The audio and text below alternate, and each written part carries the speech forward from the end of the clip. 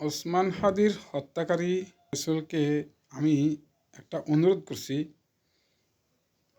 তুমি যত তাড়াতাড়ি পারো আত্মসমর্পণ করে তুমি রাজসাক্ষী হয়ে যাও।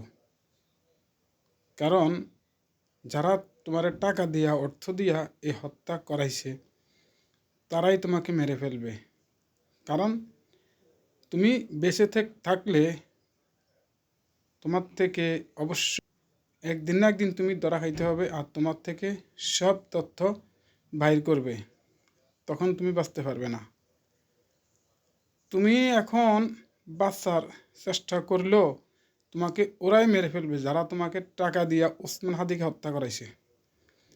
তুমি তো জানো পুলিশের আইজিপি আবদুল্লাহ আল মামুন, তার দিয়েও কিন্তু অনেক মানুষ হত্যা করাইছে। কিন্তু সে যখন রাজসাক্ষী হয়ে গেছে, তার সাথে একই মামলায় ওদের ফাঁসি হয়েছে, আর ওনার 5 বছর কারাদণ্ড হয়েছে। তো আমি মনে করি তুমি যদি রাজসাক্ষী হয়ে যাও, হয়তো তোমারও 5-10 বছর জেল হবে, তুমি বাঁচতে পারবে বলে আশা করা যায়।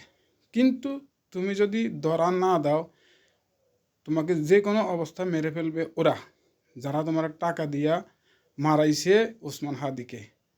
এইটা আমি মনে করি যারা ভিডিওটা দেখছে তারা যদি শেয়ার করে তোমার কাছে পৌঁছে যাবে বলে আমার বিশ্বাস।